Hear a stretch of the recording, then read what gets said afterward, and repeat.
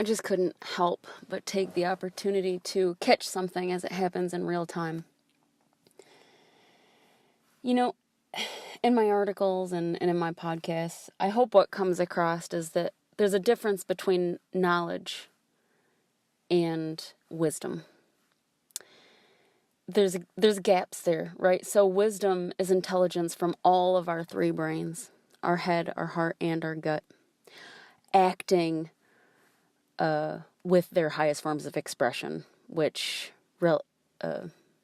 our creativity, compassion, and courage. And I have separate podcasts for each one of those topics. But knowledge comes only from the brain. So as I might have said before, I don't even fucking remember. It's limited. It's limited to our past experiences. It's limited to the knowledge that our brain has consciously. So it doesn't include subconscious wisdom or those feelings of intuition. That's all wisdom. That's when all of those signals are working in concert, both consciously and subconsciously, to give us an intuitive feeling and those wiser thoughts that drive basically better behaviors, or at least make us less prone to be idiots. So here's an example. This literally just happened. I'm going to take about, hopefully no more than 10 minutes to describe something that literally happened in less than 20 fucking seconds. If that. I was on the row machine, and I looked over at this guy. I see him all the time at the gym. Never talk to him, but, he's just a regular. And I look down at his socks, and I see that they're mismatched. And I immediately make an assumption. Well, I wouldn't date him. He doesn't have his shit straight. He doesn't have his shit together. I could never date a man who wears mismatched socks. Let's park aside the fact that that's where my thoughts went, because that says a lot about me and where I am in the season of my life. Actively seeking a mate. Apparently, with perfectly fucking matched socks. Now, will that serve me? Will that ultimately serve what I want to achieve? Like, if I want a good partner, does it matter if they have fucking matched socks or not? So that was the sock assumption. That is the judgment that my brain made.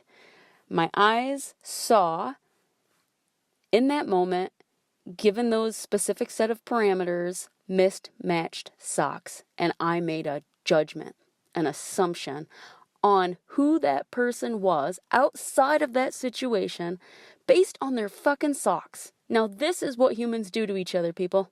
We all do this. No one is exempt from this. So that's judgment. That's the knowledge piece. That's brain only. Luckily, because not luckily, I've worked really hard on my self-development. I've worked really hard on that wisdom.